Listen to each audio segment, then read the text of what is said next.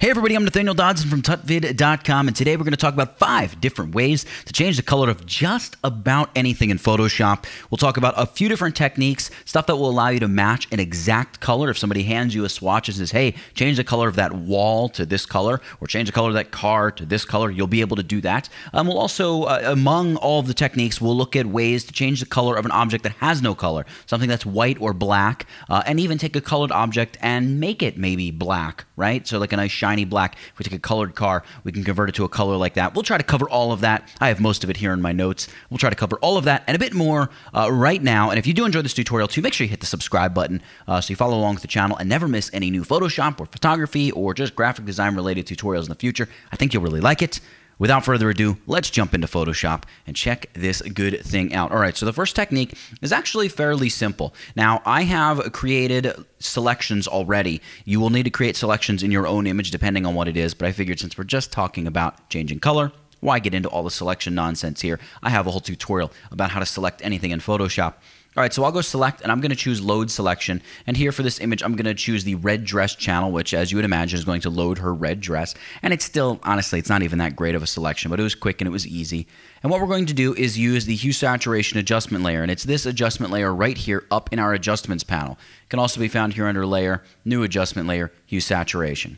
Now, I'm not going to give it any name. I'm just going to leave it at the default. And you can see it's taken the selection and created a mask. And now the HueSaturation is only attacking the area which we have selected. So this is a very simple color change here. But a couple things that I think are worth pointing out. Not only, of course, you can attack the hue here, but also consider messing around with the saturation, and you can really expand upon the level of colors that you get. And you can take a dress that was red and make it more of that hot pink and really get a convincing color change because you've attacked the saturation as well. Whereas if you leave the saturation down at 0, it really kind of looks washed out, doesn't quite look like it belongs in the photo. When you really start pulling that saturation up, now it's starting to look like it belongs in the overall context of the image. Now, one of the other things you can do is use this little colorize feature here in HueSaturation, and you can see it almost makes the dress gray, which is maybe interesting. If we wanted gray, we could take away all the saturation, of course. But if we push the saturation up, this kind of resets the hue slider and allows us to just say, all right, I know I want this kind of,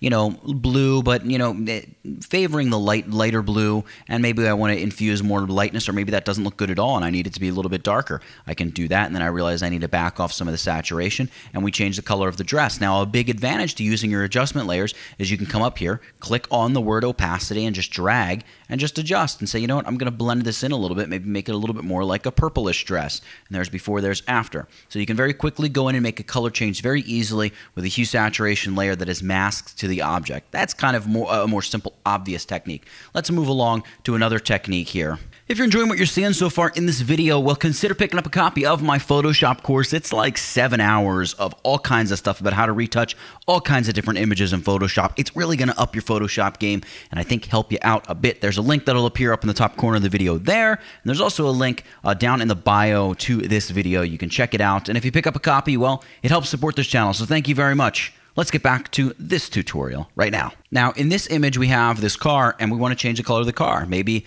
the advertiser says, I love the photo, but while the red it has nice contrast with the green, we want the color of the car maybe to more match the green surroundings. In a real-life situation, you wouldn't be able to just willy-nilly pick and choose the color of a car. They would, in all likelihood, have a specific color for you. We're going to touch on specific colors later. We're going to have some fun with this car, though. I'm going to go select, and I'm going to load a selection here. And I have this car select channel. And what we'll do is we're going to create a solid color layer. So I'm going to come down here to my new adjustment layers, or new fill or adjustment layers, I should say. And I'm going to choose the solid color layer here. And you can see right off the bat, it fills the car with black. Your color may be anything. I'm going to select hue right here. And let's go with like a blue. Let's color the car blue. So I'm going to go blue, and I'm going to hit OK. Now this looks really bad. And I should also mention that you can use the same technique if you just create a new layer. Let's say we take our brush, right? We just grab the brush, and I'm going to make my brush a little bigger. And I say, all right, I want to just paint some blue on the side of the car. Well, we need to change our fill color to blue first. So we can go with like blue. And then say, paint some blue on the hood here, and then maybe over here on the side of the car as well. Obviously, it looks really bad. Well, the key with either of these techniques is the blend mode of either hue or color. So hue, as you can see, is just going to go in and swap the existing hue and not mess with the saturation. Color will adjust the hue and the saturation. You can see it's just a more rich, kind of sparkling blue, maybe a little bit less realistic than hue though. All right, so this blue paint layer, I'm just doing that to give you an example. Here on the solid color layer, the choice should be clear here. We'll go and we'll see what hue looks like, and you can see, wow, that really does something there. And let's try color. Now, I think I'm going to stick with color here, and not because it's like this unrealistic crazy blue, but because I can double click on my solid color fill layer to bring up the color picker, and I can get rid of some of that saturation myself if I want. So I can go like, yeah, get rid of some of that saturation, make it a little bit more realistic, or we could use our eyedropper. See how my cursor is an eyedropper? We could sample a green from one of these trees in the image and say, all right, there's a pretty cool green. Now that's still way too saturated, so I would probably brighten this and just desaturate it here a little bit and maybe make the car more of almost like a beigey taupe color with a heavy influence of green, and I would hit OK. And you can see there's before we take that shiny red car and make it more of this flat, admittedly ugly green color. But the point is we went in and changed the color. All right, so let's jump over here to the third image, and we're gonna work with a little bit of a toughie here. Now this one is we're gonna take this white dress and add some color to it. So this is always tricky, and you need to be careful because if the white color is blown out in your photo and has no detail, it's just gonna translate as a solid clump of color, which while it might look okay as a white object in your image, might look really weird if all of a sudden you make it bright purple or something. But this dress, we can still see a lot of detail. So I'm going to begin as we've always begun by loading a selection around her dress. You can see I've pre-selected it. I'm going to hit OK. There's the selection around the dress. And just side note here, I'm not really getting rid of the weeds sticking up. If this was a client image, I would go through and make sure that it looks good. We'll see what it looks like once we begin changing this color. Now this is going to begin like our first color change did with a hue saturation adjustment layer here. We'll click that. It converts the selection to a mask as we see. Great. I'm going to drag my properties panel out here so we can just really take a look at what's going on. You know what? I'll swing it over here so we can see the whole dress. Now right off the bat, we're going to choose to colorize this because we need to first tell Photoshop, look, all that white stuff, and this also goes for something that's solid black, by the way. All the light stuff, we need to be less light. There's too much white, therefore we're not going to be getting any color. And if it's an object that's solid black, you would infuse lightness into it. But obviously, we don't want to do that here. We want to just tone down the brightness a bit. So I'll probably go like a negative 40-ish on the lightness. And then we can choose a hue, but I think it's important to begin cranking up the saturation because now we're infusing some color, right? But you can see it kind of still looks sort of flat, and these plants are super dark. So those I probably would mask around in a real-life project. We're not going to spend the time doing it here. But this lightness, this negative 40 lightness is making them appear solid black over this dress. But you can see we're getting color now. And at this point, we could adjust hue and say, you know what, I actually want the dress to be orange, or you know what, maybe what does a blue gown look like on her? Now, I think I'm going to stick with something that's red, or maybe, you know, red, but just a drip toward like hot pink. All right, so we have our settings there, but we're not finished because there's not enough contrast. All of the shadows and stuff on the dress, it looks a bit too flat because we've just pulled this whiteness up and out. So I'm going to Command or Control click on that hue saturation layer mask just to reload the selection. And I'm going to add a levels adjustment layer here, levels adjustment, and I'm just going to boost the darkest tones in the dress. And maybe what I'll also do is overall make the dress a little darker. And if everything looks too dark, like the shadows or the very darkest bits down around the edges look too dark, you can even grab the black output slider down here on the bottom and just boost that a little bit just to kind of lift some of those. You don't want to go too much though, because you'll start to really introduce some problems there. So there's before levels, there's after levels, and you can see it is manipulating the color a little bit. But we've taken it from that solid white dress to a dress that is now a red dress, and maybe the mask like around the fingers and some of the edges could be cleaned up a bit more, and we could go in and do that pretty easily. But again, the point is we took that white object and we infused it with color, even though that is not the way the photo was. Hey, if you're on Instagram, make sure you're following me. My name is @tutvid, or my handle, I should say, is @tutvid. I'll have a little bug pop up somewhere here on the screen. I don't know where yet. But make sure you follow me. There's all kinds of different behind-the-scenes stuff and Instagram stories and stuff like that I post over there that you just might like. Let's get back into it. Now, the fourth method that I want to show you is targeting a specific color channel, again using hue saturation. This is really great for a photo just like this, where we have this, we've got this girl sitting here, and maybe the client says, look, the warm light in the back, maybe can we try making it pink or some different color? Well, yeah, we actually can. We just add a hue saturation adjustment layer here. What we can do is we can use this little drop down menu here. See, it says master, and we can select like the yellows. And we know there's some yellow back there, probably some red too. We could try desaturating, right? So there we're changing it right off the bat, and yet you can see the color of her shirt hasn't changed. Her skin tone looks still, we're taking a little bit of color out of her skin tone, but we can always mask that off. Or what we could do is shift the hue. So we could say, look, yeah, let's take it back and make it more pink. And you can see here when we make it pink, it's even changing the reflection of light on the edges of her hair. But you can see it's also doing some damage to her skin. So the hue saturation layer has this mask. So all we would do is grab our brush tool and make sure our foreground color is set to black right over here, black. And use your bracket keys, make the brush a little bit bigger, and see right here over her skin, that's all not looking good. Just paint over that. Bring back the proper color of her skin here on her hand. If it's on her jacket and it's a little messed up, we can paint over that as well. And you can just go in, if you have a graphics tablet that makes it a little bit easier, you can go in and just clean up whatever. You want to be careful here. I'm showing some of the original orange reflection on the table, and here under her forearm, we show some orange on the back wall. But the point is, very, very quickly, we can change the mood of the photo by targeting just that color. Whereas if I delete this, if I create a new hue saturation layer and I just shift the overall hue, it's really going to do a lot of damage. You can see like what it's doing to everything in the photo. So it helps a lot to be able to just target that color channel. Now, there's a little bit of a better way to do this. Let me set that to 0. There's an even better way to do this, and that's using the little finger scrubby tool here. So I can just click on that, and what you can do is click out here and select any one of the areas with the yellow tone, and you can just click and drag. And clicking and dragging right off the bat, it's just adjusting, as you can see there, the slider that's moving, the saturation. So I can crank that saturation way up, which looks really bad, or I can reduce the saturation a bit, make it a little bit more of like a subtle warm light back there. Or if I don't want to adjust saturation, I can hold down my Command or Control key and adjust the hue. And you can see here, if I take this back to pink, we can go much further, and we're getting much less that's affecting her skin, because this scrubby tool does a much better job of picking out only the yellows and only the reds that make up that orange and just attack them. Whereas, if we go just straight to the yellow or the red channel, we're only affecting them. And in fact, we can use this little slider down here to say, you know what, I want to attack more of the reds. And you can see that's going to start encompassing more of her skin, more of her shirt. I don't like that. I can even say, you know what, attack less of the reds, right? But we still want to keep those oranges in there, right? And we could say expand into the greens and yellows even more, and just like that we expand into the greens and yellows more, and there's before, there's after. So still a little masking on her skin, probably wouldn't hurt anyone, but very quickly you can change what would be an otherwise very complex change if you tried to create a big complex mask and she's got this great hair, and it would just be, it would be really difficult to really mask out and get a really, really good selection around that.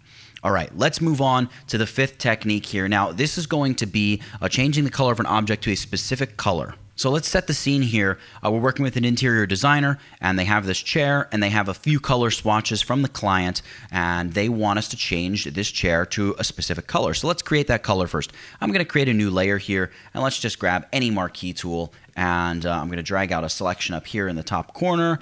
And I'm going to open up my color picker here, and I'm going to go with a bit of an orange. So I'm going to say like ED, B7, and then we'll go 1D. So it'll be like this orange color. I'm going to hit OK, and then I'm just going to hit Option Delete. That'll be Alt Backspace on the PC to fill that selection with the color, Command or Control D to deselect, and we have the color. That's the color we want to convert this chair right here. Now the chair is like a gray tone. That does make it a little easier, but this technique works even on fully colored objects. I'm not doing this just to cop out. Now what we'll do is we'll grab our eyedropper tool. So grab the eyedropper tool, hold down Shift, and drop an eyedropper sample point right there in the middle of our orange, and then also on the object that you want to change the color of. Now I'm going to go for like a lighter tone here in the chair, so I'm going to go with like the top left corner. So I'm very close to the highlight, but not right on the highlight of the chair. And an interesting thing here has happened. Our info panel, which I'll open up here and kind of allow it to live independently out in its own space. We've gotten these number 1 and number 2 rows of RGB colors, letting us know what the RGB levels of both the bit on the chair and up in the orange are. I don't want RGB. I want to work with something called LAB. Now, we're not going to convert our whole image to the LAB color mode, right, which would be here, image mode LAB color. We're simply just going to work with LAB readouts. So I'm going to click on the eyedropper and say, look, display this or give me this information in LAB. And the same thing, give me the color of the chair in LAB. Now, what is LAB? Here's a very, very simplistic way to think about this. L is for your lightness. the higher this number is, the brighter that area is, right? So you can see the brightness of the orange and the gray are nearly the same, 78 to 75, right? You see that? You think of this as your the tint slider in Camera Raw. So if we were to like open up the Camera Raw editor, up here you have the tint slider, which is like your green to magenta, all right? So a lot of this would be a lot of magenta, a little of this would be a lot of green. And then your B slider, again, if we go back to Camera Raw, is more like your temperature slider. It's like your blue to orange or blue to yellows kind of levels. So that's good to know. Now what we're going to do is apply or add a curves adjustment layer, but we need to make our selection around the chair first. So let's go select, load selection, and load the chair selection right there. Hit OK. You can see there's our selection around the chair. Let's add a curves adjustment layer. All right, now check this out. Something else has happened. Now that we've added this curves adjustment layer, we're getting two sets of numbers. Well, the column on the left is the original number. Like that's what it was before we made any changes. See, if I make everything really, really bright, you can see over here like my L goes up to 99 for the chair. We're only masking on the chair. We're not affecting the orange of the circle because this curves layer is only attacking that chair because that's all we have masked. So the chair L goes up to 99 and there's virtually no color in it. You can see 0 and 1 for A and B. So just a ton of light there in the chair, and sure enough, the chair is basically white. And by the way, a pretty convincing, version of if it were a white chair, and we're maintaining our shadows and things like that. So really cool. I'm going to drag this point and just rip it away to get rid of it. This is important because what we want to do is sample this exact point right here on number 2, hold down Command or Control and click. And you can see what it's done. It's added a control point on my curve right where that tonal value is on really what is this histogram behind my curve. And if I push this point upward, right, with my arrow keys, I'm making that point brighter. If I push it down, I'm making it darker. All right, I'm going to push it back to default. We also want to do this for our different colors, the red, green, and blue. Now, the way to do this is hold down Command Shift and click right there in the color point. And now if we go to the red channel, well, there's where it is. See that little red point right there? And here in the green channel, there we go. We're at the same point in green. That's good. And it'll probably be very similar in all the channels because there's not much color here in the chair. It's just really a lightness or a brightness value. Now, remember, the A and the B, those go from like green to purple, and the B would be like from blue to yellow. So blue and yellow are opposites, and green and magenta are opposites. That means we're really not going to mess at all in the red channel. We're going to make this change entirely with the blue and green channel. So I'm looking here. I'm going to go with greens first, and I'm going to select that point. And what I'm going to do here is I want to make the new A number match up with the old A number of point number 1. So I need to take this from 2 to 11. So I'm going to try pushing up, but you see, because we're adding green, we don't want to do that. We actually want to push down. So I'm going to just push this down. I'm going to push it down. And there we go, right there, we're at 11. The other numbers change as well. We're going to need to adjust lightness and push that up a little bit. That's fine. But more importantly, we need to change the B from -2 to 75. So that's a big change. Let's go over to B, and let's try pulling down on this. You can see here as we pull down, we're going down, down, down, down, down. I'm only going to go down to about right there for now. You can see we're at 43. We really should get it to about 75. The A channel has changed, so we'll go and tweak that again, and we'll tweak the lightness and see what kind of change this makes to the B channel. So let's go back to the green channel here. Let's pull down on this a little bit more. All right, so there we go. We're back to about 11. That's great. We're going to go to the RGB channel. I'm going to push this up a little bit higher, so I want to get up to about 78. All right about there. Cool. And you can see it's starting to look yellow, but it's still not the richness of that yellow. But at least we know we're headed in a good direction. Let's go back to the blue channel, and now we're going to make a pretty drastic change. We're going to really pull this down. So you can see there I am. There's 75. Now, here's a little bit of a problem. It's just never a good idea to have these big flat runs in your curve. I don't like to do that. The solution is add a second point and drag it close to your original point, and try to just clean up that curve a little bit. Now in this case, you can see as we're cleaning it up, it's really taking the life out of that yellow. So maybe that's just telling us, you know what, in this case, the flat is going to look good. And I look here at the chair, and it looks pretty decent. It looks pretty realistic. We're getting much closer to that orangey yellow color. I want to go back to my green channel here. We're going to tweak it once again, and I'm going to pull it down a little bit. I'm going to pull it down, get it close to, maybe I'll overshoot. I'll go to about 16 because what will happen now is if I go back to my RGB channel and I boost the brightness, I think that'll pull it down a little bit. just a little bit, and I probably need to go and pull it down a little bit, or pull it up, excuse me, a little bit just by itself, just to help match up and get a little bit closer to 11.